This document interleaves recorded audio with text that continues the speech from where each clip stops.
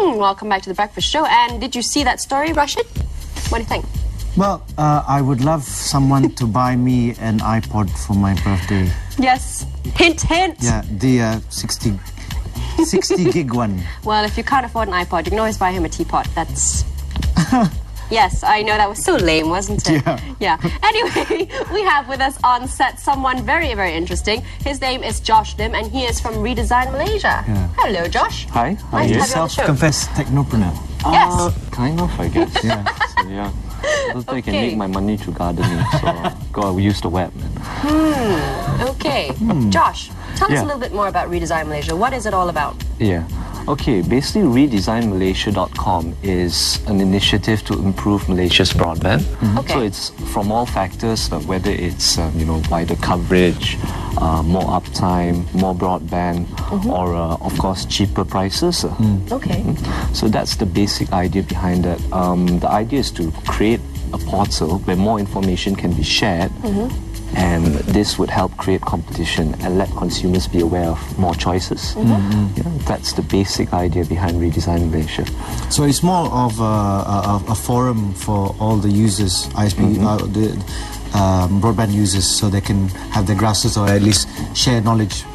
And also, you also have a map on your... a map. Could you explain to us a bit about that? Okay, basically I think one of the most substantial features of the website is the map.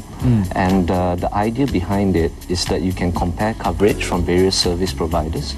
Between Jarring, Digi, StreamX, Yeah. All of them basically. Even Maxis as well. So I mean, even through even if you turn everything on, you notice wow, it's concentrated where the richest people in the population are and something like that. And you can see there needs to be some kind of distribution because I think some people that stay in even Cheras or Klang or something that can't get broadband.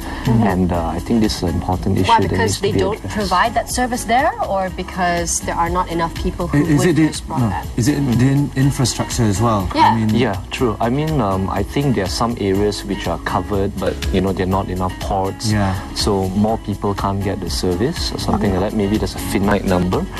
But I do believe that instead of just trying to get the places where there are lots of people living already, you should probably target the places where there is a substantial enough amount. The idea behind this site also is to unite the ISPs and the users, so that let's say the users can register on the site, place mark like, hey, I'm interested in having broadband in my area, why don't you come in? So you're right, because there have been for example, want to be users in areas such as even UK Heights, which is in Kuala Lumpur, and they do not have they don't have a service. They don't know where to make the complaints, because they say some ISPs don't even listen to their complaints. I So see. this is a great way of having them to go on the website and also basically check it out. I think the best idea about the thing is that basically once it's up there and the users can post up there, any ISP can bid for them. In that sense, So basically, if you go on the website, you say, I can't get broadband in my area, and ISP can actually be matched, like a matching service? I think that's the long-term idea you have behind the site. But Josh, why? Okay, we know that you could have gone into gardening and it could have been way more lucrative, okay? But why did you decide to come up with the idea of Redesign Malaysia? Okay. A bit about my background. I started a web design company about 2 years ago. Before that, I was contracting, freelancing, and stuff like that. And web design has always been one of my passions. So one of the problems faced here is that sometimes I can't create websites, the way maybe I wanted No to. flash. Stuff like that. And the idea is that, if there's not enough of an audience, who are you going to create these sites for eventually? If Malaysia's broadband penetration is, less than 2%, at some point, you launch a website, everyone's going to hear of it, and there's no more audience, you know. Yeah, because they don't have enough broadband to actually be able to access it. Correct. It take them half an hour to see one little flash animation. Is that right? Yeah, you know, I think the government has realized that it is a problem. There is a national broadband plan, and there's a plan to get to like what 25% penetration in like 5 to 6 years. I thought it was 13 at the moment. 1 point. Oh, it's 2%. It's less than 2%. Wow. Yeah, it's less than 2%. Less than 2% penetration, even though some like service providers would claim it's 7.6. The ministry says it's about 1.8, something like that. So there's a very wide disparity in terms of what people think it is. 10%. That's pathetic. For a country that's trying to get broadband penetration. But how does that compare to different countries? Like, for example, our neighbor. Okay, South Korea is about probably 25 to 30%, which is pretty high. They're one of the most connected nations in the world. In fact, their dial-up is more expensive because broadband is so readily available and cheap.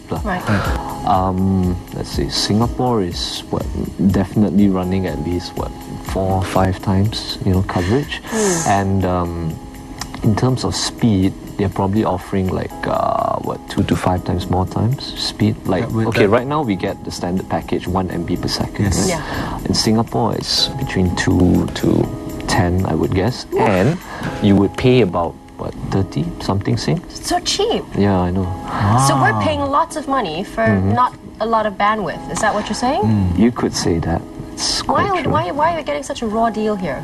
I wouldn't know. I mean, like basically, I found out a lot of things about broadband, as I researched for this project and all that, and some of them are indeed very shocking, like the fact that we have the infrastructure, but somehow some of it can't be implemented. Like there are millions of fiber optic cables laid down along Malaysia.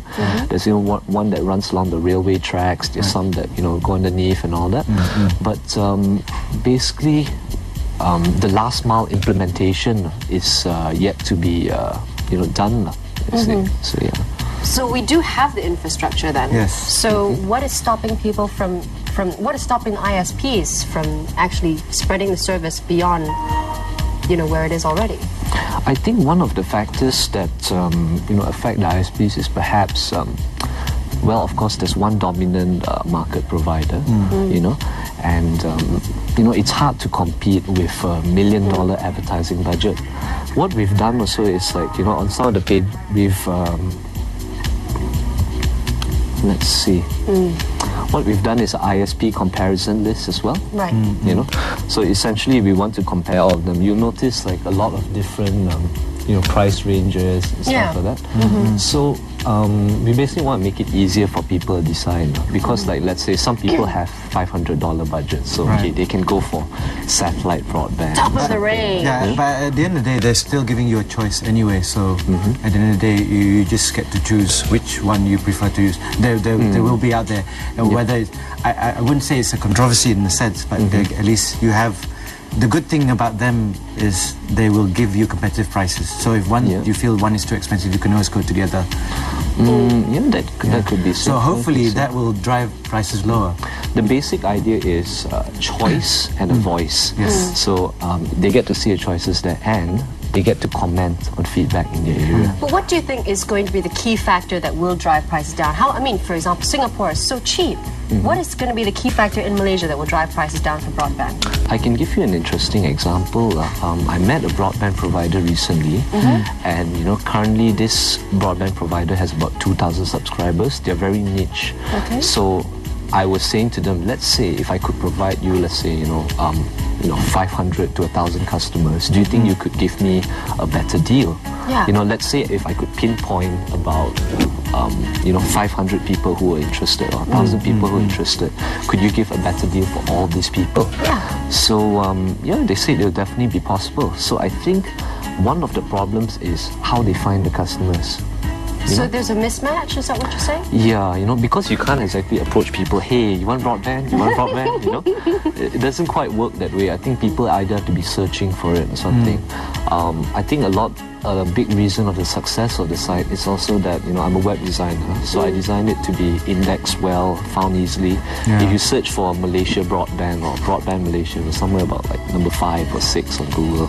You know, and we've just launched on the 31st of August, symbolically. Wow, Merdeka! Yeah, you know. Very, very well Malaysian kind of website. Yeah, I mean, I really think it's an important step, you know, for digital independence of sorts. Wow. You know? So the website is www.redesignmalaysia.com? Yep, correct. Okay, so I guess if you want to find out the best broadband packages out there for you, get some broadband independence, go check out redesignmalaysia.com, right, Josh? All right. Okay. Yes. And he has all the information for you. Yes, exactly. A wealth of information for you. Anyway, thank you so much for having us. Okay, sure thing. This morning, Josh. All right. Okay, and best of luck for your website. Okay. Okay, we're going for a short break, right, Rashid? Yes, we'll be back after this. What was that?